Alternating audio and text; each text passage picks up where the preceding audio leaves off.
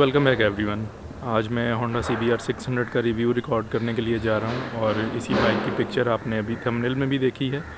So video को अंत तक देखें, काफ़ी इंटरेस्टिंग और इन्फॉर्मेटिव रिव्यू होने वाला है।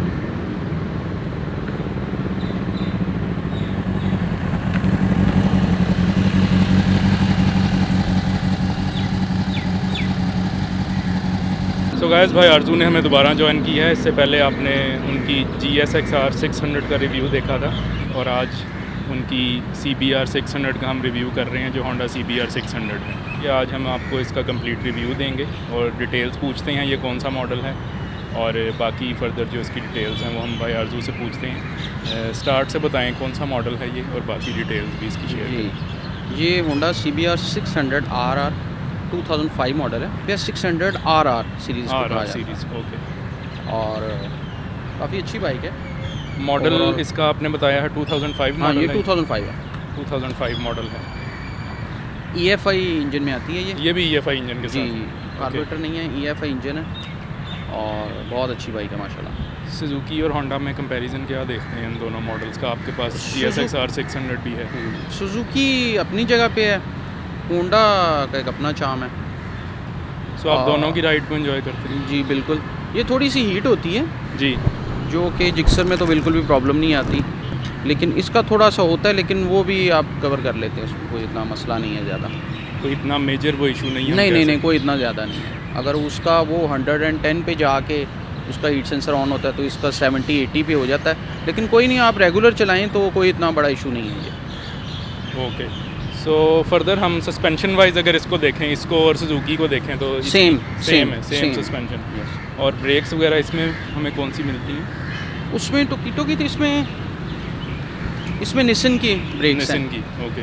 आगे डबल पिस्टन है और बैक साइड पे रियर पे सिंगल पिस्टन है। सो अपने ओरिजिनल पेंट में ही है ये? जी, ये ओरिजिनल पेंट। ये ओरिजिनल पेंट में है। इसको अभी आपने रिसेंटली परचेज़ किया? जी, अभी रिसेंटली, अभी हफ्ता 10 दिन हुए, हफ्ता 10 दिन पहले परचेज़ किया। सो गाइस, ये बाइक भी 6 स्पीड मैनुअल ट्रांसमिशन के अंदर है, और इस बाइक के अंदर जो पावर मोड्स हमने GSX-R के अंदर डिस्कस किए थे वो इस बाइक के अंदर नहीं है। भाई आरजू ने अभी डिस्कस भी किया है कि ये बाइक अगर हम कंपेयर करें सुजुकी के साथ तो ये ज़्यादा जल्दी हीटअप होती है।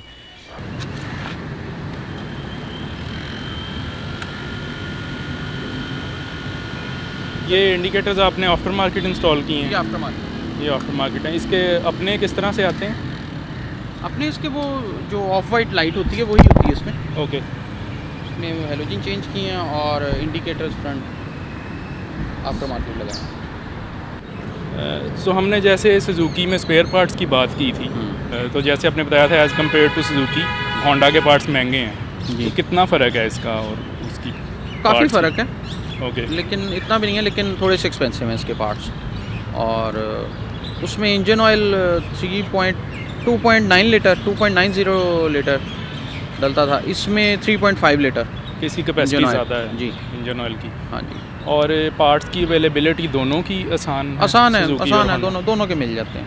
दोनों के मिल जाते हैं। तो अगर कोई लेना चाहे और सुजुकी और होंडा के अंदर कोई ऑप्शन हो तो आप क्या रिकमेंड करेंगे? सुजुकी लेनी चाहिए ये तो आप चॉइस पे डिपेंड है कि आपको की बात है। वैसे मेरे लिहाज से बेस्ट जिक्सर है, बेस्ट जिक्सर है।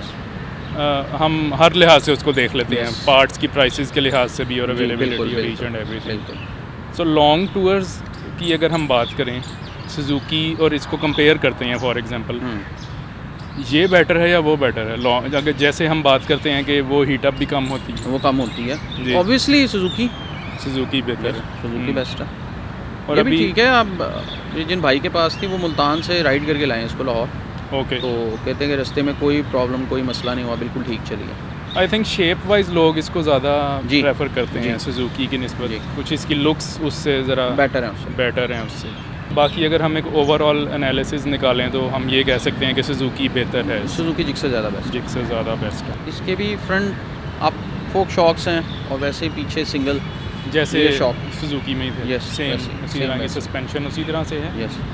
और बाकी जो इसके मिरर्स हैं वो इसके अपने ओरिजिनल, क्योंकि उसके ओरिजिनल नहीं थे, इसके ओरिजिनल। और ये एग्जॉस्ट को अगर हम कंपेयर करें, जैसे उस पर एक्रा पॉविक था, जी, तो साउंड में आप क्या फ़र्क दोनों की? इसका साउंड ज़्यादा अच्छा है। इसका साउंड ज़्यादा हाँ अच्छा जी। है और इसका साउंड ज़रा बेस में आई थिंक जी, आपको जी, ज़्यादा जी। हम्म। तो आप जैसा साउंड चाहिए आप वैसा एग्जॉस्ट इंस्टॉल कर लें। लेकिन वो भी होंडा ओरिजिनल का था। जी, होंडा का साउंड होंडा का ज़्यादा साउंड एग्रेसिव आप कह सकते होंडा और कावासाकी वगैरह हैं यस, जैसे जी। एग्रेसिव साउंड है इनका। कावासाकी का भी कोई प्लान है इन फ्यूचर? कावासाकी फ़िलहाल तो नहीं है, देखिए जी। इंशाल्लाह आगे अगर कोई अच्छी हमने परचेज़ की तो लाज़मी उसका भी हम रिव्यू करेंगे। कावासाकी आई थिंक पार्ट्स के पॉइंट ऑफ व्यू से देखें तो वो भी एक्सपेंसिव है। बहुत वो सबसे ज़्यादा एक्सपेंसिव सबसे है ज़्यादा एक्सपेंसिव है।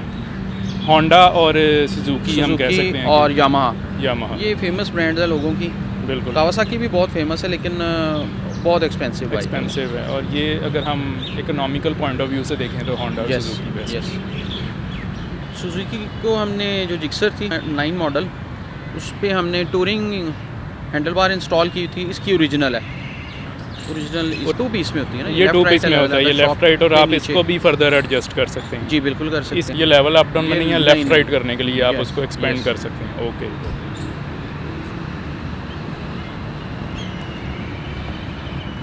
आई थिंक ये जो ऑरेंज कलर है ये बाद में करवाया ये गया। बाद में करवाया गया। ये रबड़ पेंट है या दूसरा है?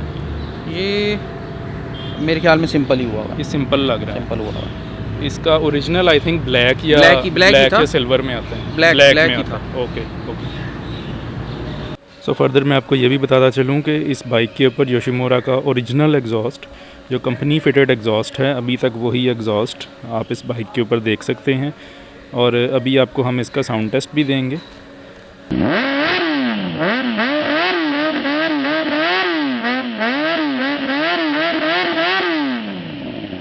और अगर हम इसके स्पीडोमीटर डिस्प्ले की बात करें तो GSX-R के अंदर हमें फ्यूल इंडिकेशन के लिए एक रेड लाइट मिलती है कि जब आपका फ्यूल एंडिंग की तरफ जाता है तो आपको वो इंडिकेट करता है। और इस बाइक के अंदर हमें फ्यूल इंडिकेशन के लिए लेवल्स मिलते हैं, डिजिटल लेवल्स हैं, पॉइंट्स हैं जो कम होते हैं और हमें ये इंडिकेट होता है कि फ्यूल जो फ्यूल टैंक है उसके अंदर कम हो रहा है।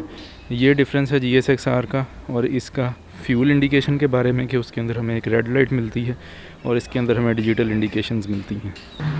और फ्यूल एवरेज की बात करें तो ये बाइक 15 से 16 की एवरेज दे रही है और GSX-R से ये एवरेज कम है, क्योंकि हमने लास्ट वीडियो में जैसे डिस्कस किया था 25-26 की एवरेज GSX-R 600 से मिल रही है और इसकी एवरेज उससे कम है अगर हम उससे कंपेयर करें तो, क्योंकि ये 15 से 16 की एवरेज ये बाइक दे रही है। तो guys thank you so much for watching. हम उम्मीद करते हैं कि आपको ये रिव्यू भी पसंद आया है। फर्दर इसी तरह से जो भी और बाइक्स आती रहेंगी उनके रिव्यूज़ लेके आते रहेंगे। Thank you so much for watching.